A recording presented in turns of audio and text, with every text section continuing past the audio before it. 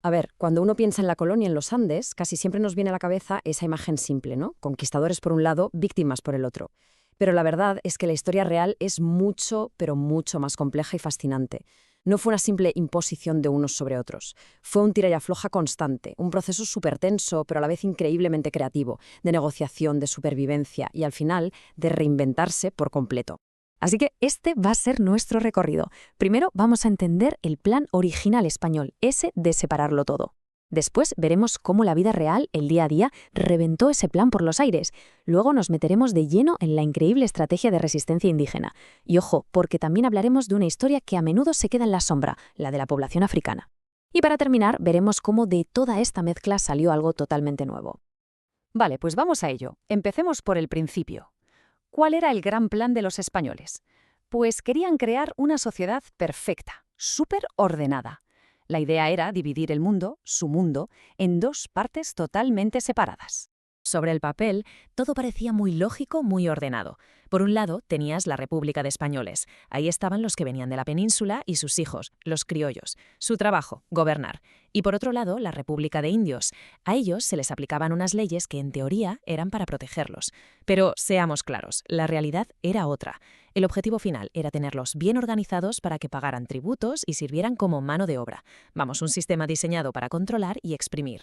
Pero claro, sería un errorazo pensar que los españoles eran un grupo unido y feliz. Para nada, aquello era un hervidero de tensiones. Por ejemplo, había un pique constante entre los peninsulares, a los que llamaban chapetones, y los criollos, los nacidos ya en América. Y no solo eso, es que se trajeron las peleas de casa. Las rivalidades de España, como las de vascos contra andaluces, pues se repetían allí, a miles de kilómetros. Y hasta las mujeres que en teoría estaban encerradas en casa o en conventos, encontraron sus propias grietas en el sistema para tener poder, sobre todo manejando sus dotes o cuando se quedaban viudas. Y mientras tanto, en la República de Indios, el sistema era una máquina de control casi perfecta y bastante brutal. A la gente se la obligaba a vivir en pueblos llamados reducciones, que estaban diseñados para tenerlos a todos localizados y controlados. Ahí se les contaba, se les censaba para que nadie se escapara de pagar el tributo ni de la mita, que era ese terrible trabajo forzoso, sobre todo en las minas como Potosí. Y aunque podían tener sus propias autoridades locales, siempre había un funcionario español, el corregidor, vigilando todo. Y este señor, pues a menudo era el peor de todos, su mayor explotador. Claro, tienes este plan tan rígido, tan perfecto en un despacho. ¿Y qué pasa cuando la intentas aplicar a la vida real, que es caótica, desordenada? Pues que salta por los aires. Y eso es, ni más ni menos, lo que pasó. Mira, por muchas leyes que pusieran para prohibir la mezcla, era imposible. El contacto era constante, inevitable. Piensen en ello. Los negocios, el servicio en las casas, el simple hecho de vivir en una ciudad, todo, absolutamente todo, obligaba a que esas dos repúblicas se tocaran, se mezclaran cada día. Así que esa separación tan bonita del papel, en la práctica se vino abajo desde el minuto uno. ¿Y de todo ese contacto diario, qué surgió? Pues el fenómeno que lo cambió todo, el mestizaje. Y cuidado, que no hablamos solo de una mezcla racial. Fue mucho más. Fue una fusión cultural imparable que creó una sociedad totalmente nueva, mucho más compleja, que acabó organizándose en ese famoso y complicadísimo sistema de castas. Y el gran escenario de toda esta mezcla, el laboratorio social, fueron las ciudades. El crecimiento fue, de verdad, explosivo. Para que nos hagamos una idea, solo en la región de Quito, la población se multiplicó por 8 en 40 años. ¡Por 8! Las ciudades mineras, los puertos, se convirtieron en auténticos imanes que atraían a gente de todas partes, de todos los orígenes. Y esta cita lo resume a la perfección.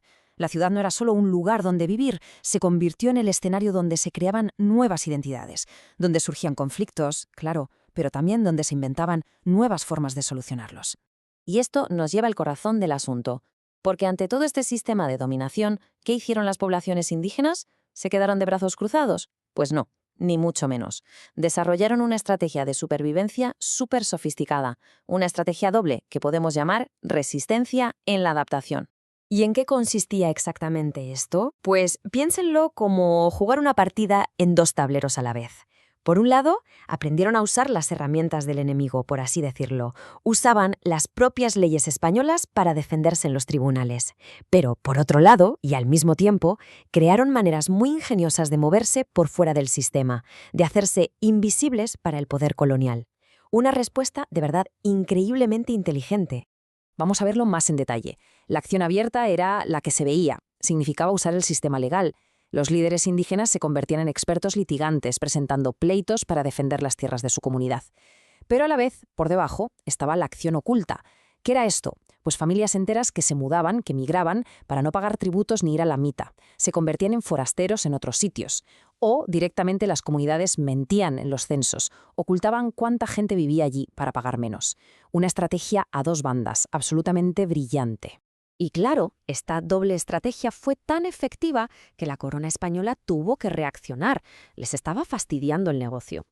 Así que, alrededor de 1680, cambiaron las reglas del juego. Impulsaron una reforma fiscal enorme. Se pasó de un tributo que pagaba toda la comunidad junta, una tasa, a un sistema de censos individuales, los padrones. Ahora el objetivo era ir a por cada persona, uno por uno, para que nadie se escapara, ni siquiera los forasteros. Esto, por supuesto, subió la presión muchísimo y volvió a transformar la sociedad indígena. Pero ojo, que hasta ahora hemos hablado de españoles y de indígenas, pero nos falta una pieza clave en este puzzle, una que a menudo se nos olvida. Me refiero a la población de origen africano. Ellos también estaban allí y trajeron consigo sus propias formas de resistir y de crear cultura. Y para entender la fusión tan increíble que se produjo, hay un ejemplo que es fascinante. Los juicios de la Inquisición a mujeres acusadas de hechicería. Muchas eran mulatas y en sus prácticas mezclaban de todo. Podían usar, por ejemplo, la suerte de habas, que es una técnica de adivinación africana, pero a la vez mascaban coca, que es algo puramente andino, y hacían sus invocaciones en quechua, llamando a Linga, al sol, a la luna. Es una prueba alucinante de cómo se estaba creando una nueva cultura, una cultura afroandina, en los márgenes de la sociedad oficial. Y esta resistencia no era solo cultural, también fue física, incluso militar. Los esclavos que conseguían escapar, los llamados cimarrones, no se quedaban de brazos cruzados. Se iban a lugares remotos y allí fundaban sus propias comunidades, fortificadas e independientes. Estos lugares, los palenques, eran mucho más que aldeas, eran auténticos bastiones de libertad y centros de resistencia armada contra la esclavitud. Y quizá el ejemplo más increíble de todo esto es la historia de Esmeraldas, en la costa de lo que hoy es Ecuador. La historia, que parece de película, cuenta que en 1553 un barco de esclavos naufragó. Los que sobrevivieron, en lugar de ser recapturados, se metieron en la selva, hicieron alianzas con los grupos indígenas de la zona y juntos crearon una sociedad totalmente nueva, libre y muy poderosa, que se mantuvo independiente durante muchísimo tiempo. Una historia de creación y de resiliencia que es sencillamente asombrosa. Bueno, y después de todo este recorrido, ¿cuál es la gran conclusión? ¿Qué es lo que queda de todos estos siglos de conflicto, de mezcla, de adaptación? Pues la idea principal, la más importante, es esta. Lo que pasó en los Andes no fue una simple sustitución de una cultura para otra. No se borró lo que había para poner algo nuevo. Lo que pasó en realidad fue la creación de algo totalmente diferente. La sociedad andina colonial fue como un inmenso crisol, un laboratorio donde el conflicto constante y una creatividad increíble forjaron identidades nuevas, híbridas, complejas, identidades que de hecho siguen vivas hoy en día. Y todo esto nos deja con una última pregunta para reflexionar. Todas estas estrategias que hemos visto, la resistencia, la adaptación, eso de usar el sistema en tu favor mientras buscas huecos para escapar de él, ¿son de verdad solo cosas del pasado? O, y aquí está la cuestión, ¿de qué formas podemos ver estas mismas estrategias hoy en las luchas sociales y culturales de nuestro mundo?